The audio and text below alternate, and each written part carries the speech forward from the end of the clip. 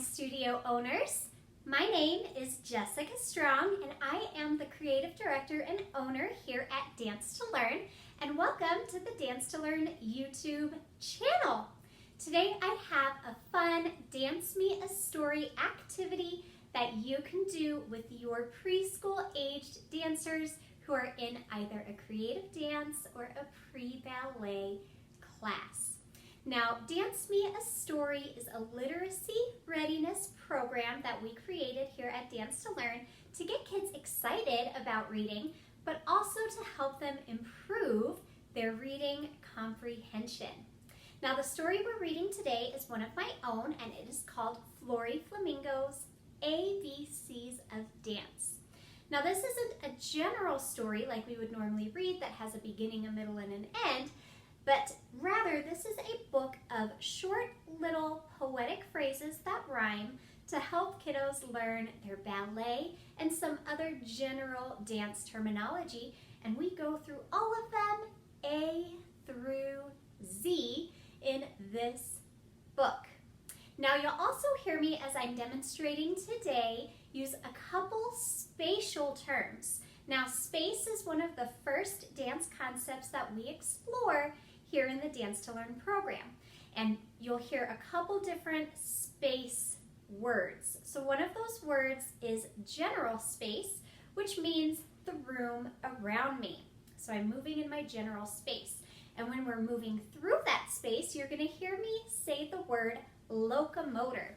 And locomotor means a movement that travels. So we're moving from one side of the room to another, or we're moving around our room.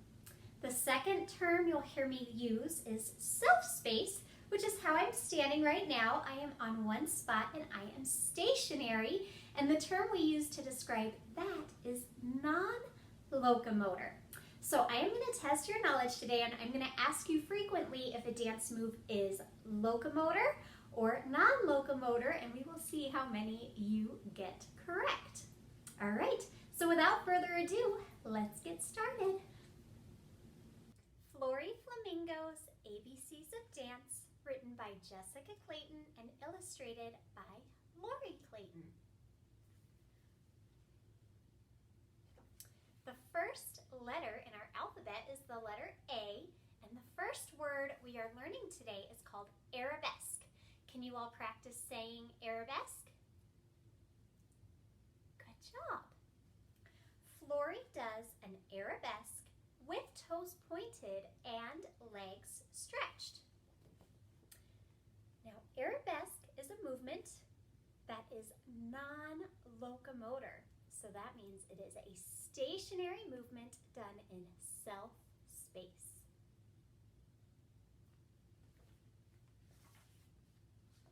The next letter is the letter B, and our ballet word is beret. Can you all say beret? Good job. Beret walking on tipped toes, picking her feet up as she goes. And a beret is actually a traveling movement, which means it is a locomotor skill performed in general space. Our next letter is the letter C, and C stands for coupe. Can you say coupe? Good job. Find your ankle for coupe. It may be called baby passe. And we also call it baby flamingo pose. And I'll give you a hint. This one is a non-locomotor move, which means it is performed stationary on our self-space. Our next letter is D. Can you say the word dégagé? Good job. Dégagé with pointed toes should brush the floor, as Florrie knows. Now, dégagé is a tricky one because if you're standing at a bar, it's normally performed in self-space, which means it's a non-locomotor movement. But if you were practicing a dégagé traveling across the floor, like a little baby kick is what we might call it, then it becomes a locomotor movement in general space. So this one can be both.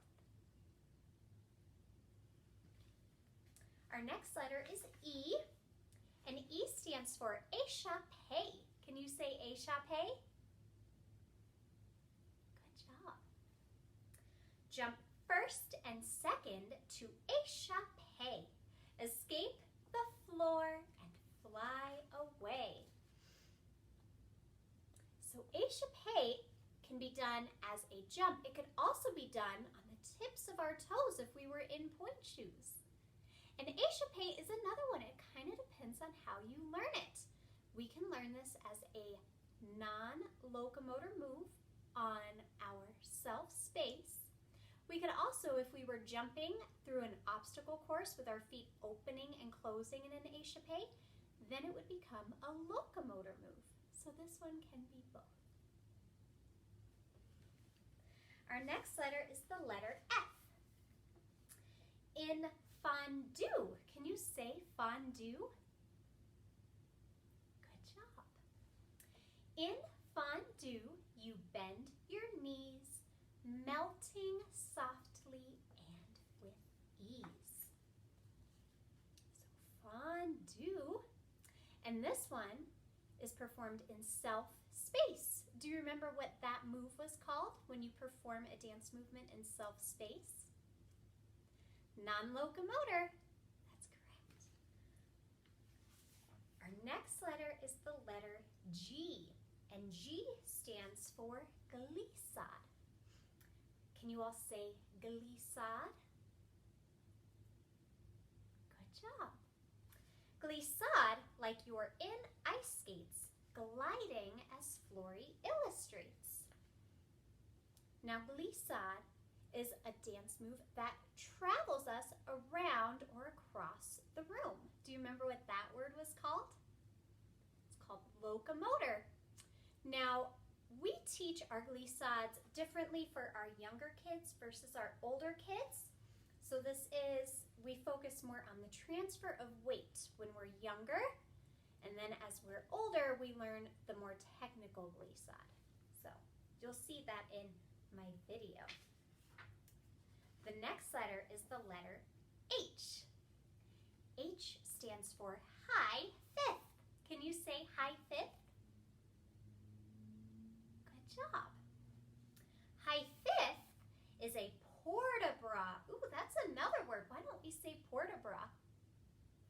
Port-a-bras. Port-a-bras means arm movement. So high fifth is a port-a-bras that helps Florrie stand really tall. And that one is performed stationary, which means it is a non-locomotor movement in self-space. Our next letter is I, and I stands for inside turn. Can you say inside turn? Good job. An inside turn could also be a piqué. Ooh, can you say piqué? Piqué. A piqué danced just like Florrie. And piqué means to prick. So we prick our toes and we twirl on them. Inside turn. Now an inside turn is another one that can be performed both as a stationary position if we're just twirling around on one spot, or you can travel and move it across the room, and then it becomes a locomotor movement.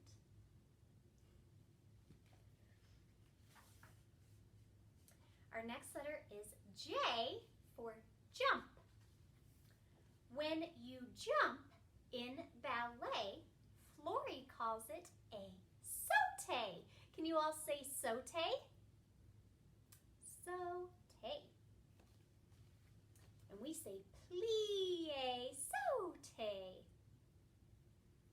And the jump that we're going to learn today, our plie sauté, is done in self-space, which is non-locomotor, but you can also jump traveling. So a jump can be both, but the one that we teach in our program is non-locomotor.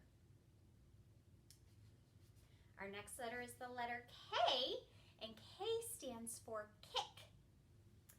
A dégagé performed real high is called a kick toward the sky.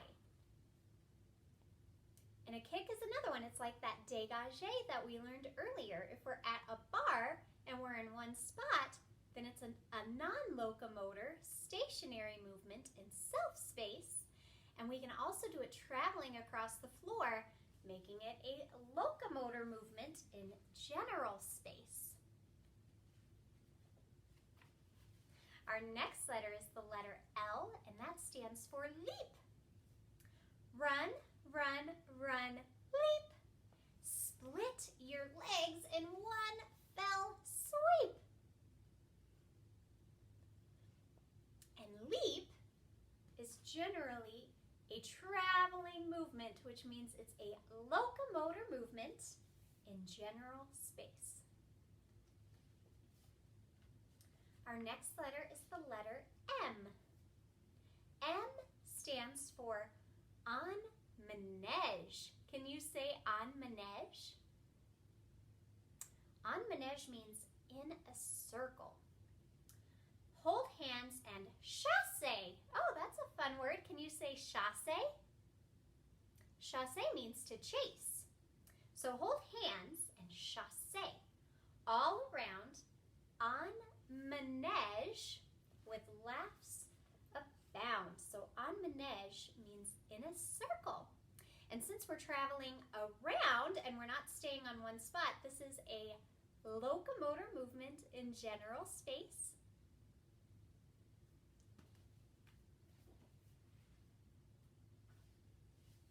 Oh, here's a fun one, the letter N.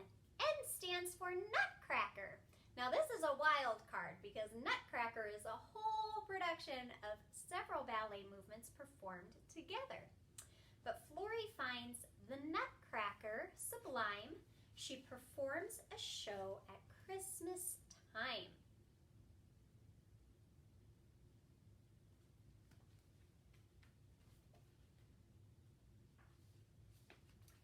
Our next letter is the letter O, and O stands for ouvert. Can you say ouvert? Ouvert. So ouvert's a word in ballet which means open and not fermé. Can you say fermé? Fermé means closed. So ouvert means open. So here, Florrie Flamingo is standing in an open position known as fourth position. She could also stand in second position. And fermé would be a position like first position.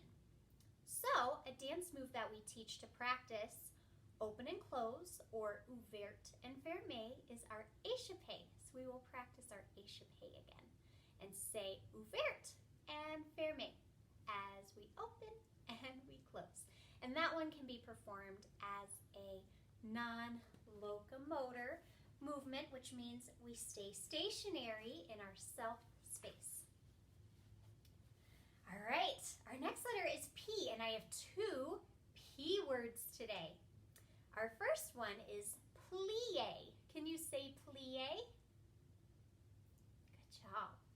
Plié means to bend your knees, then stretch them with a gentle squeeze. So there, Florrie Flamingo is doing a first position plié, and this is a non-locomotor stationary movement performed in self-space. Our next P word is passe. Can you say passe? Good job. Passe performed with, pirouette. That's a fun one to say. Can you say pirouette? Good job. Passe performed with pirouette is one of Florrie's favorites yet. Now passe tends to be, you might hear it also called retiré, but it's a movement that's a balance. So it's generally performed as a stationary non-locomotor movement.